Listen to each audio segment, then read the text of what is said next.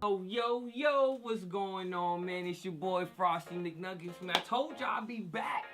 Today is the Weekdayend Update Special.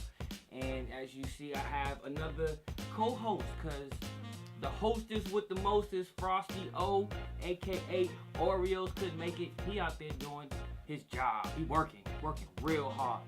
So, I'm filling in for him. Our special guest is filling in for me.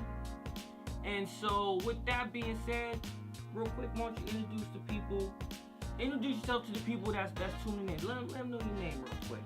What's up, people? This is Frosty Movements. Filling in with Frosty McNuggetts. Yeah, there it is. Frosty Movements. Oh, I like that.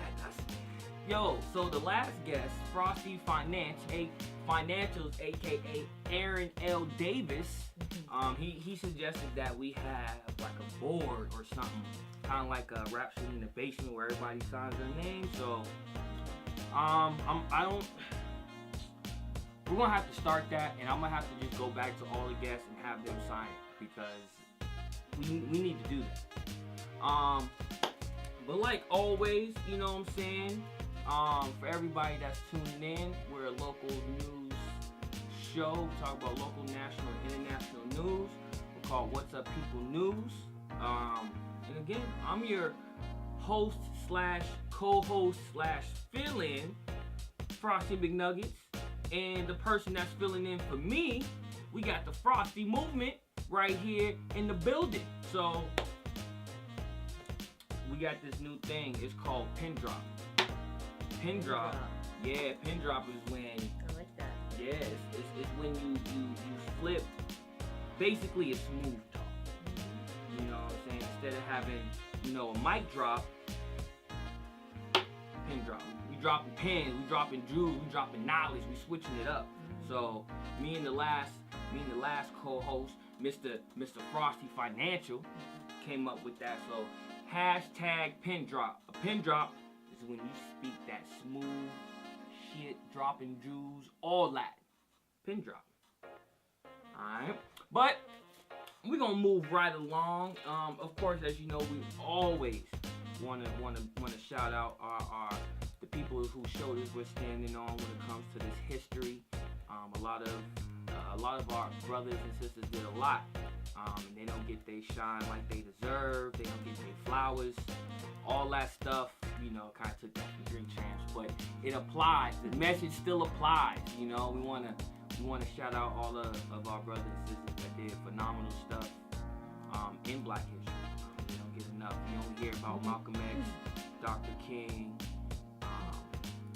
and that's fine. But there's so many people that have contributed so much to the way we live and how we survive, and so we wanna shout that out. And so I was actually gonna read this, but I'm gonna have Frosty Movement. If you don't mind, would you like to talk about the Black Facts for the day? Sure. All right, so we gonna. What I gotta do? All you gotta do is just read that. Say the name, dates, all that. Just read that, and this is the Black Facts of the Day. You want to look at the people and tell them you read the Black Facts of the Day, and then just get right into it. Okay, so this is the Black Facts of the Day, and the feature is on Mahalia Jackson. And Mahalia Jackson was a legendary gospel singer in the 20th century, born on October 26, 1911 in New Orleans. Go New Orleans! Often referred to as the Queen of Gospel, Jackson was revered as an outstanding singer and civil rights activist. Her career spanned 45 years, and in that time, she recorded close to 30 music albums, out of which she had almost a dozen gold-plated sellers. Ooh, she went gold 12 times. Yeah, that's a piece of history that. And that's a real pin drop right there. Yeah, this is great because it's a piece of history that nobody knows about. And I love gospel singers. You know what I'm saying? Big shout out to dang. I don't want to say dang. I'm sorry. I didn't just forgot all the gospel singers. Oh, Fred Hammond. I'm a big fan of him. Old school guy, but y'all gonna know Kirk Franklin, make you want to stomp. Classic.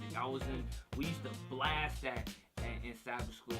Before the teacher come in, we had stomp Kirk Franklin, you know what I'm saying? So big shout out to them and all the gospel singers. Sister Caesar Shirley, did I say that right? Yep. Caesar Shirley, phenomenal voice, and she's a pastor, right? Killing. You wanna anything else you wanna?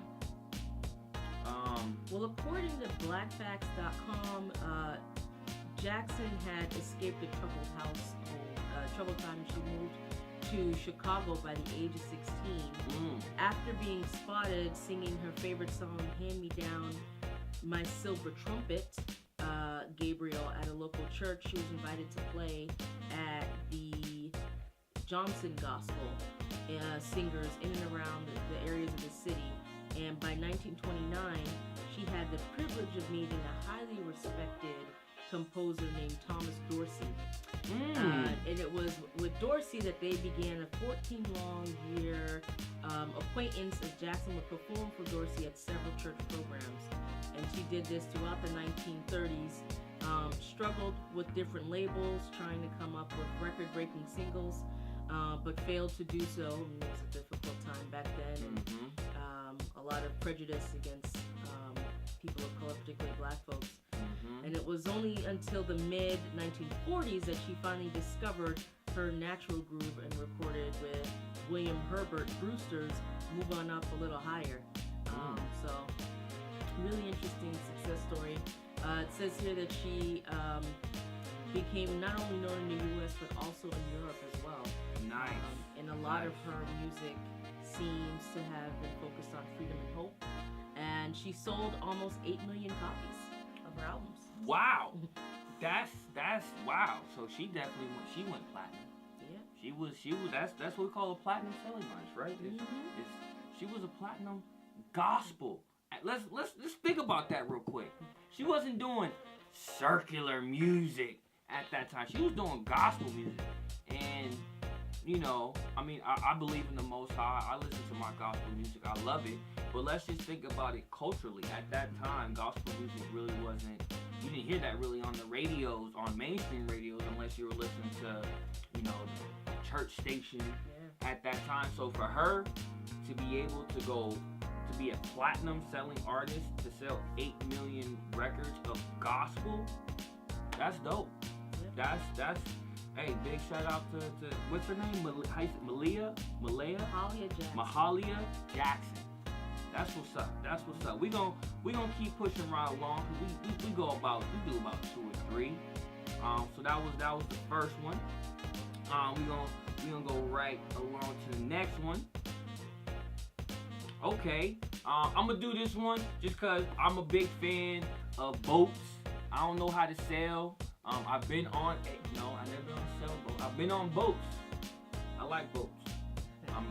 Boats is cool. Pirates, all of that. Arr.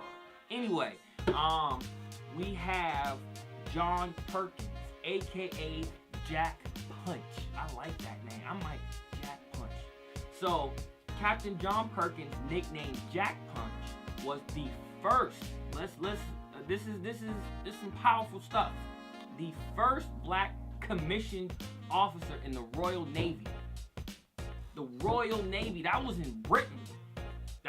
They had the most powerful navy at that time. Like, they was just dominating. They was in South Africa, India.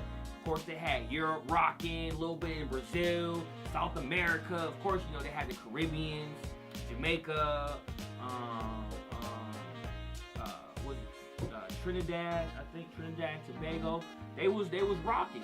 So you had this guy, John Perkins. He was black. He was the first commissioned officer of the Royal Navy. That's dope. I'm gonna keep going. His date of birth and origins are unknown. Ooh, he's a mystery. Ooh. I like mysteries. Anyway, are unknown, but Perkins first appeared in Navy records in 1775. 1771. 1772. I'm connecting some dots. My conspiracy hat is halfway on. Don't. Anyway, he's joined as a ship's pilot aboard the HMS Antelope, the flagship of the Jamaican section.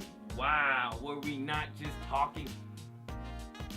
That's why y'all need to tune in every Thursday for this. This by itself can make a whole show. Anyway, we're gonna keep it moving.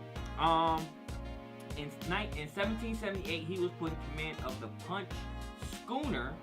And in 1778 and 1779, it captured 315 enemy vessels. That means he was basically going up, riding along, and boarding your ship, and you was getting captured. You see his ship, he was going down. His success rate, they don't say that, but 315 ships, I'll probably say like high 80s, 85, 90% success rate. So basically, if you've seen his ship coming,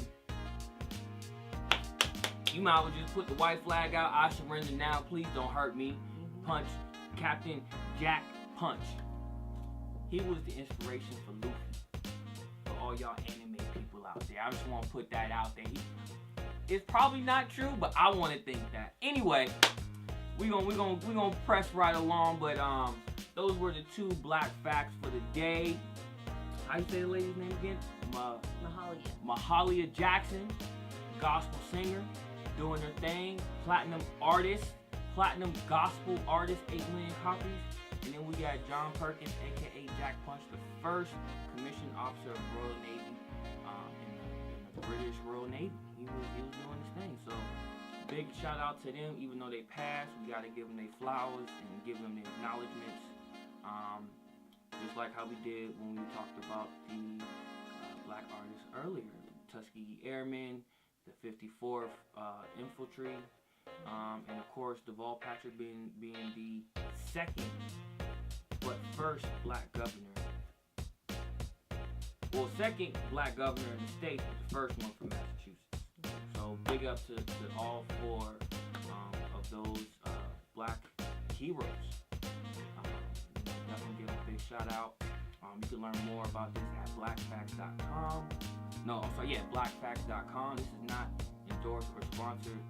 We just want to give big ups to our brothers and sisters who came before us. So with that said, we're going to move right along. We're going to get into the quick current events of the day. The topic of the day is civil or civic engagement.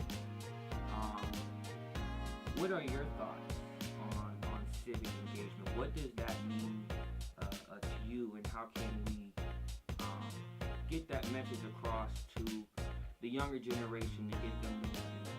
So, what does civic engagement mean to you, and how can we get more people involved?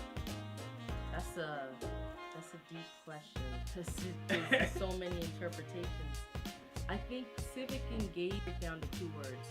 There's civic and then there's engagement, right? All right, go ahead, break it down. When we talk about civic or civics, it's all about promoting citizenship, practicing community work, being involved in community, being involved in advancing your community, your policy, your practice, your country, that kind of thing. So it all speaks to that. Those ideals of promoting one's social development, right? And then you have engagement, and engagement is different than just like outreach, because outreach is just going one way. Engagement is really about a 2-way street. Okay. So the expectation around civic engagement is that you're giving as well as you're getting, and you're connecting with your community, you're supporting the community, but you're also supporting yourself at the same time. And I feel like that is something we critically need nowadays, and especially in these times. We need some serious reflection as a culture around civic engagement. But specifically when we talk about in the community, like here in when we're talking about communities of color, civic engagement is crucial for us promoting and building up ourselves. Okay. You know? Okay. Especially if you're underinvested in, if you're not being promoted, if you're not being supported, we have to basically step up and support each other and build the foundation for a well-functioning, well-oiled machine of a community that we want it to be. No, No, and I agree. I would say, I would almost kind of take it back to "It takes a village." That quote. I grew up in the 80s, in the early 90s.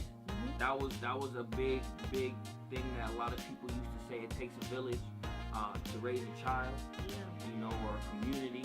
Because even though it was the early 90s, it still wasn't that far removed from when that particular phrase actually meant something to people. Right. Where, my dad used to tell me stories where if he got in trouble, his neighbor saw him. By the time he got home, his dad, his mom, his sisters knew, and everybody was going to beat his ass, beat his butt. Excuse me.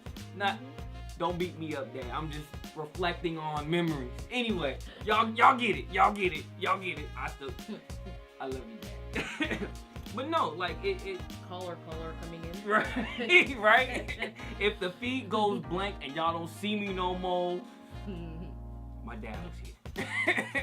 No, but it's that mentality of it takes a village. You knew that if you did anything wrong and your parents weren't around, but if you were in that neighborhood, oh snap, someone's gonna see you. So it made you a little more self-aware of your actions. Absolutely. I mean, people were still wilding out and doing what they do, but I think across the board for the majority, that idea kind of stopped them from who knows what. Right. And the fact that nowadays it's about self. We could all be in the same battle, fighting the same fight, but it's like, nah, as long as I'm good, I'm straight. Yeah, you're straight, but what about the person next to you? Right. Like, you're as strong as your weakest link. Right. And we ain't got no link. Yeah, you're right. I feel like we're really losing ground on this idea of the village, like you're talking about. And that was something like we always had in the Black community. That was always central to our upbringing. Like, I grew up in Boston. I grew up in Mattapan, and I grew up at a time when it was known as Murderpan. And there are people to this day who still won't come into the community because they think that if you walk in, you're gonna get shot. But I grew up just fine because I grew up on a block where we all knew each other. I knew all my neighbors.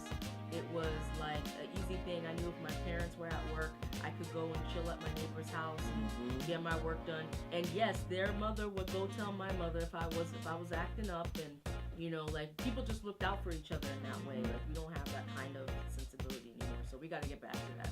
Yeah, and I think that we have to. It's gonna take baby steps. Yeah. And to get back to that level, I look at it and I don't know why I'm going in this direction, but I think of like a video game. When I love the Assassin's Creed line of video games are awesome. Anyway, the first game, you start out in full regalia. You got all the swords and knives and secret darts and tranquilizer darts. You got the whole kit, but then right before the actual game starts, you lose all that and you gotta start from the ground up. And so I feel that the village, that idea that we grew up in, that you had, that I knew, that my father had, that was the beginning of Assassin's Creed. We had it all. We knew it. You know what I'm saying? We knew that, you can go next door when your parents were home to get your work done, like you were saying. You knew that if you did something and your neighbor saw it, that your family or your dad or your mom was gonna know within that hour. Yep. You know what I'm saying? Or by the time they came home from work. So we had all that. But now, it's like, now we're actually playing the game, and we have none of that. We know what it was like, because we experienced it a little bit, but now we have to start from scratch. And so I think in order to get to that level, it's going to take time, because people nowadays is crazy. Yeah. And I mean that in the nice way, like, eye twitching, my eyeball can't, y'all get it, you get it, you know what I'm saying. That crazy. I can't, that hurts.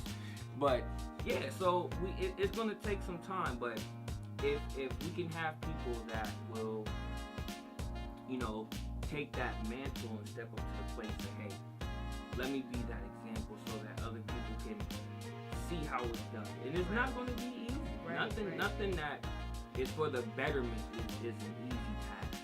It takes constant work. You can't just stop. You have to keep at it. Civic engagement, you know, going into voting, you know, you always see get out to vote, you need people to get out to vote, you know, vote or die, you know, you vote, you get locked up, or, you know, you always see that, and yes, that is a fraction of the bigger picture. It is definitely vital and it's definitely important, Yes. but it's only a small fraction, because what then? Voting only lasts one day, it only lasts a couple hours. You know, it won't, for some people, it only lasts like 2 minutes. You go in there, fill your paper out, boom, boom, you're out the door. It's done. It's done. So the civic engagement, that whole aspect, you have to stay in it. You have to learn about, okay, I voted, my candidate won. What now? Hold that account, hold that candidate accountable, speak to the body. Call him or her on the carpet when you're not sticking to the ideals and things that they talked about in their campaign that you voted for them for. Voted them for or on for. I don't. Anyway, y'all get what I'm saying. You know, so being able to stay at it and being engaged, learning, you know, figuring out the different laws that are passed or on the books, stuff that doesn't make sense. Hey, you know, they stopped teaching civics in school. That's why a lot of people don't know what's going on. And somebody said this. I forgot who said it. I think it might have been Trevor Noah, might be even Stephen Colbert, or it was one of the late night show people. But they said that the only really good thing that come out of the government shutdown is knowing how much the government does. Yeah. Like all the little pieces that make the whole thing work. Yep. You're seeing like, oh snap, the TSA. Oh, your taxes. Your taxes, you know, air, water. Yep. The FDA, during this whole government shutdown, they didn't test baby food. They didn't test beef. They didn't test chicken. Yep. They didn't test hair products, makeup, like all these little things that we take. I didn't know they had anything to do with that, so I learned something too. Right. You know, so it's like, oh snap. So you telling me for the past month people was giving their babies food that wasn't tested by the FDA? Think about that. Yeah. Think about that. What kind of outbreak or all kind of other potential diseases people could have gotten. Think about that. You know, and with all of that, with everything we just said, it's all about civic engagement. It's about going out there, being active. Now, we're not telling you to go out there and be, you know, a diehard activist, which is fine. Start running the streets and pitchforks. You know what I'm saying? Endorsed. We're not Endorsed. No, we don't want that type of engagement. You know, but we're not saying to go to the extreme, but we're not saying take the lesser end of it. We're just saying be involved. Right. Understanding what laws are in place and how it affects you. Don't vote because of the party that you're in. And this goes for Democrats, Republicans, progressives, independents, you know, the Tea Partiers, whatever. Don't just vote based on your party. Vote based on your interests. Vote based on what you actually believe. You know, one thing I've always said since this 4-5 has been in office, he has duped his base. How is giving the top 0.01%, the biggest tax break in history, helping you out? Did y'all see that money? Nope. You got a business, right? Yep. Did you see some of that money? Nope. I know I got a business. I didn't see a penny. Only taxes I got back were from my taxes because I work a regular job. Like, think about that. How is giving them a tax break helping you out? A lot of people that voted for Trump, I feel, voted against their own interests. Prime example, the Affordable Care Act. Oh, if you don't know what the Affordable Care Act is, Obamacare. But that's a side joke because a lot of people thought Obamacare and Affordable Care Act were two separate things. But, you know, you're voting against your interest. Yes, the Affordable Care Act had its flaws. Yes, it had its pitfalls. Yes, it was a clusterfuck. But at the same time, people who didn't have health insurance could go to the doctor. People who couldn't afford it could now